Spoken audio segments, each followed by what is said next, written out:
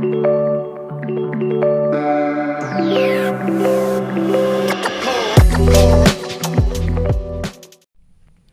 what's up, everybody? It is your girl JoJo, and I'm here with the review for Ready to Love. This is the new season. We are in Miami. I hope you guys are doing good today.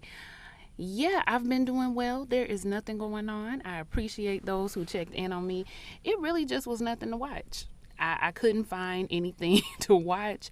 I really couldn't find much to review. I know it was shows coming on, but a lot of it was shows that I just didn't review, so it really just wasn't much going on for me to do. So I just been living life, and life has been great. I really cannot complain. There are very few complaints that I have. Yeah, things are good. That's all I can say. Definitely a change from this year and last year. I'm doing a whole lot better. But we are going to get to reviewing this season. Y'all going to have to remind me. Keep me in check, y'all. Okay? JoJo, this is just a show. Don't get in your feelings.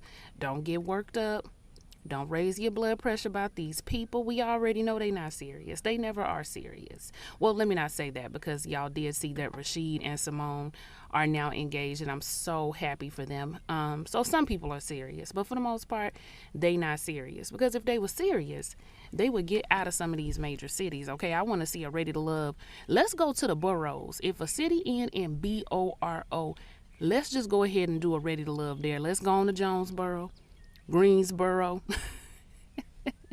Greenville, South Carolina. Let's go somewhere for real where there is a population of us and they might really be looking for some love. All these major cities that people go to pop off, I want some homegrown love. But let me get out. See, I'm starting my BS early.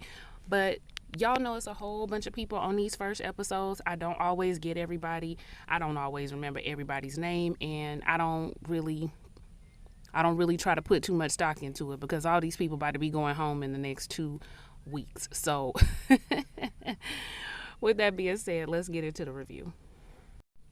All right, so let's get introduced to these singles. It's a whole bunch of people, like I said before, so if I forget somebody, charge it to my mind and not my heart. But I'm going to try to get through them as best that I can, as much as I can remember. So first we started out with Sampson, okay, Sampson, not Samson, Sampson. He's not pursuing any woman that does not pursue him version. I know, ladies, I know y'all all collectively groaned as you watch Ready to Love, but I'm not gonna start my beat. They not gonna raise my blood pressure. All right, they not gonna raise my blood pressure. Y'all tell me again, it's just a show. JoJo is just a show. But he is preferring brains over Botox, but you still gotta have some curves, okay? He don't want no woman that's straight up and down. He looking for about a 245. Now, I don't think he means weight. He's talking about on the clock, but I'm trying to figure out what a 245 look like. So the joke didn't land for me, son. Then we bring it in with April. April looks great. Now, I did remember her age. She's 46, and she is a great looking 46. Actually, she's a great looking, period. Even if she wasn't 46, I would still think she was very beautiful. But she knows what she's bringing, and she said this moment is for her. I said, all right, April. Chernika, she comes in. She's bringing the body, but she's also bringing a wrist brace, because apparently she fell not too long ago, and so she coming up in there. She looks cute, but she got that wrist brace on, and she's always the bridesmaid. Shout out to Nene, never the bride. So she's hoping this time that she gets to be the bride. Charisse, who reminds me of Giselle, and I guess you could say Evelyn Lozada, but Evelyn reminds me of Giselle, so they all kind of wrapped up in one, but she's giving me a little bit of Giselle. She's a very independent woman. She's an esthetician, but she's not a diva, okay? She's still looking for somebody that is supportive of her. Calvin. We meet Calvin. Calvin says he's the full package. Some men are good at providing, and some men are good at, I can't remember what all he said, but he had a little tagline. But he said he got it all. He is the full package. Then we're introduced to Brandy. Brandy is a flight attendant, but she's not letting her job stop her from finding love. She's here for love. She doesn't have any kids, but she was ready for kids yesterday. So she's ready to pop them babies out ASAP. Alonzo, He excited, child. He come through there giving hugs. He is ready for this. He has been ready to meet the ladies. He's retired, and now he just wants to live life on his own terms. Then we have Katie, and she came through there in her bathing suit. Now, at first, I was confused as why some ladies had on like swim tops and why it was so casual, but we later do find out that it was supposed to be that way on purpose. But Katie didn't waste no time, baby. She had on a swimsuit and a little jacket and some heels. So she was like, you say it's a pool party? Okay, well, I'm coming ready to get in the pool. She's looking for somebody who can give her what she needs and have some type of freedom to their life. Nephew Tyler Perry comes through, and he lets us know why everybody has on swimsuits. So everybody has on swimsuits because this is going to be one of those mixers where we just gonna put it out there early. All right, normally we do the pool party in the middle of the season, which I like for them to come dressed and then get naked. You know, I wanna see the body yaddy later, but they doing something a little different. They gonna put the body yaddy out there on Front Street at the beginning. They gonna put it on out there so that way you can get the lust out the way. What y'all think about that? Y'all like the pool party being at the beginning? I like it being a little bit later because I was kind of distracted with all these, half naked people running around. I like it when we get down to the numbers a little bit before we start doing that. But yeah, they decided to do it different. Nephew Tyler Perry also lets us know that 2 people will be going home. Now, again, we all collectively groaned.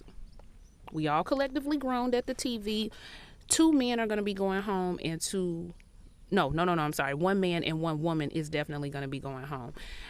I don't like it. I don't like when they do that because it doesn't really give people time to warm up and get to know each other. And I understand it's a competition, but we've been complaining about this since season 1, that we don't like when people have to go home the same night. But I don't think it's a formula that they are going to change. So we might as well quit complaining about it.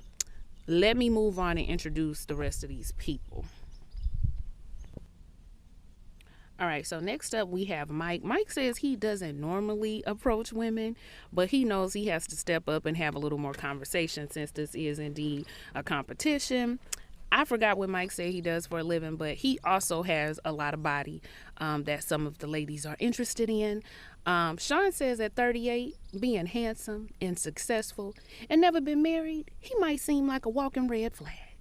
But finding the right partner is an important decision for him because that's the person who might pull the plug on him one day. So I guess that's one way to look at it. Sean says he like a woman that's well-traveled. Now, he seems to be talking to a woman that's well-traveled, but the only unfortunate part is he can't remember her name. Y'all, I thought this woman had some difficult name that was going to be really hard to remember. Child, her name was Jay. I think her full name was Jamila or something like that, but Jay is what she's going by, and for whatever reason, Sean couldn't remember that, so I don't know. I knew then that it probably wasn't going to go well for the brother. Looney is another one that we meet. Looney is super cute. She was married before. She says she is a very loyal woman. Her exes never want to leave her. Jamala, I already mentioned Jamala, but I don't remember again what she does for a living, but I just know she is a woman that says she is very much well-traveled. And she wants somebody that's going to be able to travel with her as well. Okay, so next up we have Kayla. Now, Kayla tells us she is a popular YouTube. She has a popular show on YouTube. Now, I was comment watching. Okay, so all this is allegedly. I didn't go look for myself, but somebody went to look, and they said that Kayla only had like 400 some odd subscribers on this popular YouTube show. I don't know. I didn't go look it up for myself, but all I'm going to say is, Kayla, now, a lot of us out here got just a few more subs than you, so... And look, I ain't got no room to shade. Y'all know it took me a long time to get my little subscribers, but maybe she just trying to manifest it, speak it into existence. She on this show, so she probably will have a very popular talk show once she gets done. But yeah, she's showing off that body yaddy yaddy, and she says that she will make time for a man, but the man has to be worth making time for. So that's Kayla's vibe. Then we have Swayze. Swayze say he's a paramedic, and he sees a lot of negative things on his job. So because he sees those things, he doesn't want to come home to negativity. So a woman got to be positive when she is dealing with Swayze. Then we have LJ. Now, LJ isn't scared of competition because he's from the Virgin Islands and you can hear the accent. And he says that that's normal. You know, coming from another country and into the US of A, he has to work 10 times harder. So he already said he ain't scared of no competition. Good to know, because this is a competitive environment, LJ. Now, he lets us know that he works in tech, but baby, he also sings. And I know y'all wasn't ready when he got in that confessional and said, baby girl, I hope you got the feeling. Because he was singing to somebody. Yes, honey, he was singing to Shakira, who was very beautiful. I would have dropped the line for her as well. She was working that yellow. We find out that they both have children. I think Shakira's son is 7 and he has a daughter that is 6, who is very much a daddy's girl. LJ said that he is interested in dealing with somebody who is going to be fully committed. He's been single for a while. He dealt with some infidelity in his last relationship. Not on him, but on the lady. And he's just ready for something new, okay? And baby girl, I hope you got the feeling. We ain't never gonna get past that. I'm gonna sing it every time he come on the screen. Justice is who we have next. Justice was apparently very popular with the ladies, and I guess it's just one of those situations where you have to be there for yourself to experience it, because I didn't see it. Like, I didn't see what as far as his personality anyway, he was good looking, but I just didn't see, what all, again, you had to be there to experience it. You had to see it for yourself. Then at some point in the show, we find out that Calvin, remember Calvin who said some men, he had a little tagline? Well, Calvin had to leave. So he went ahead and eliminated himself. He had a family emergency. And so he just goes ahead and ends his journey there. We're not sure what happens. We just see Calvin driving on away. And then he tells us in his confessional that he ain't about to be there no more. Trying to make sure I got everybody. It's a whole bunch of notes here. Devin is some type of former athlete. I don't know what he does now. I didn't catch that, but he is a former athlete who has a very nice body. So of course he catches the eye of Sharice.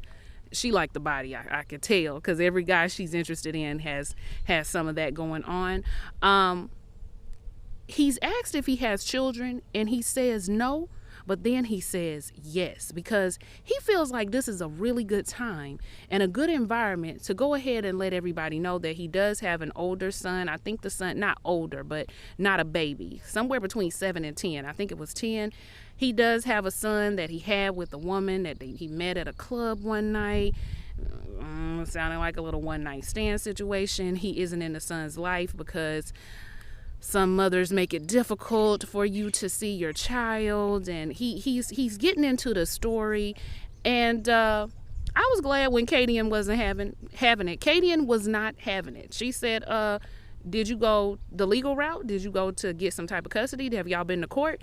And he was like, well, no, we haven't been to court. I said, you should have lied. This is one case where you probably should have lied, but the lie may have came back because the mama might have spoke out or something like that. But I would have went ahead and, I'm sorry, y'all. I don't want y'all to know this about me, but when it comes to situations like this, if you gonna put it out there, you need to be trying to save face as much as you can, because it didn't make him look good. I'm gonna tell you that it did not make him look good. But Kadian, I was glad Kadian wasn't having it, and Kadian doesn't have any children, so it wasn't like she was speaking from a place of hurt. She was basically just like, no, you ain't doing what you really got to do, and now you're trying to come over here and tell the story when you haven't even really done anything about. See, you have legal rights. If you want to do something about it, you can. Yeah, Devin, bro, that wasn't.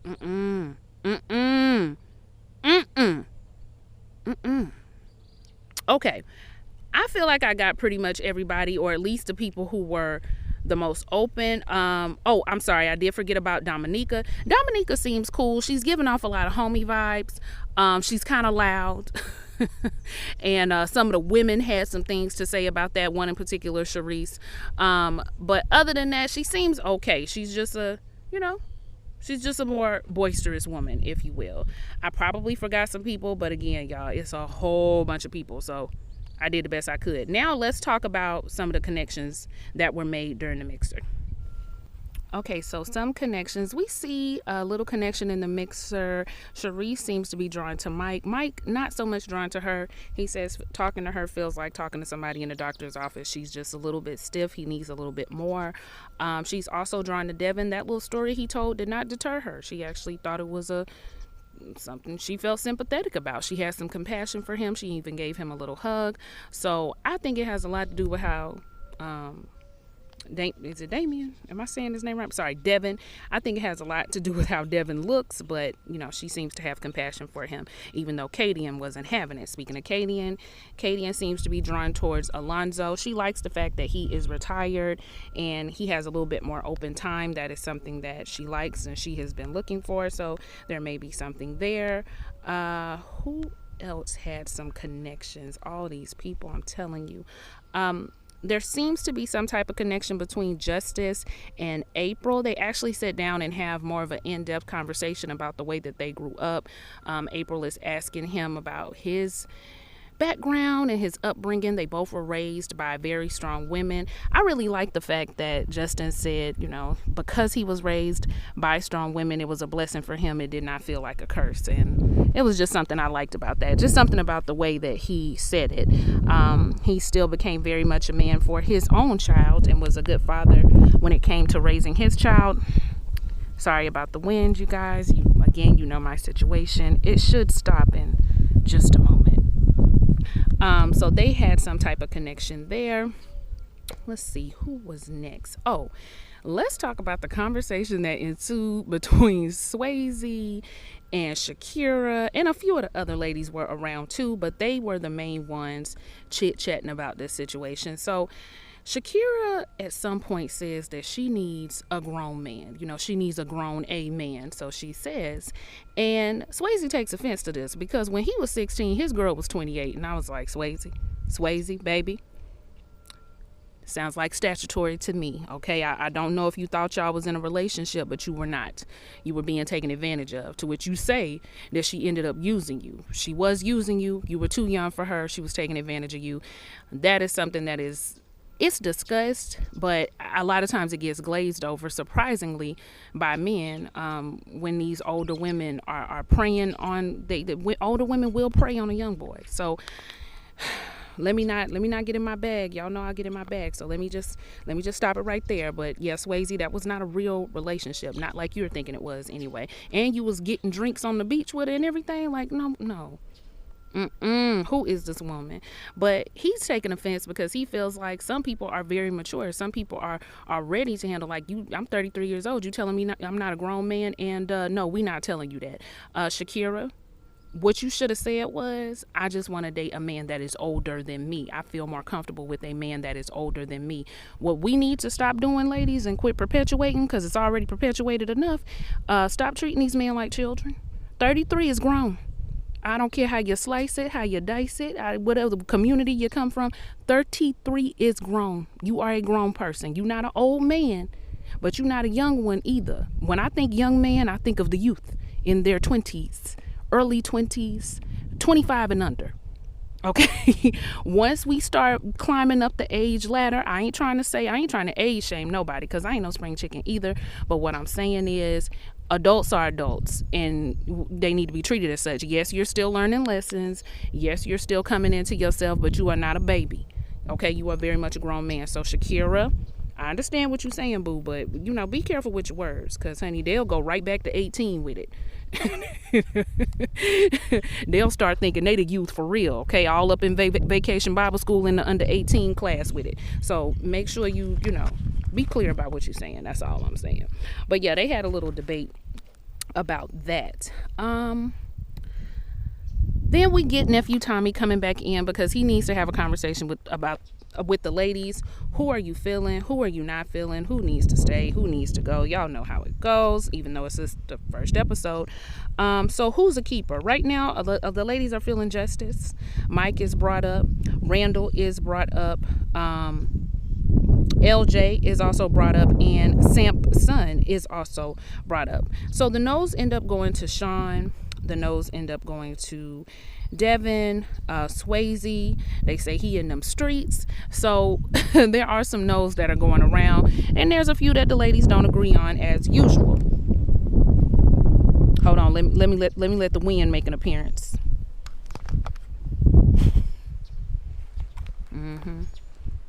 I'm giving y'all a little ASMR.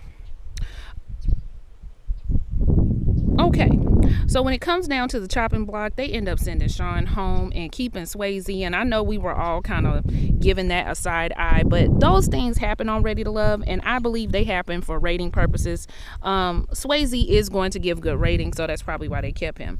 I can't think of any other reason why they would, because we can already see it with Swayze, right? Then we get to the ladies. Who are the gentlemen feeling? Well, the gentlemen are feeling Kayla. The gentlemen are feeling Jamila. They are feeling Miss Brandy. Some of them are feeling Tranika. One in particular is feeling Miss Looney. And Shakira is also up there as well. So the no's are going to April. They are going to Sharice. And they are going to Dominica. So when we get to the chopping block, Sharice and did I say her name right? I said Dominica again, didn't I? Dominica. Dominica. That's who the no's are going to.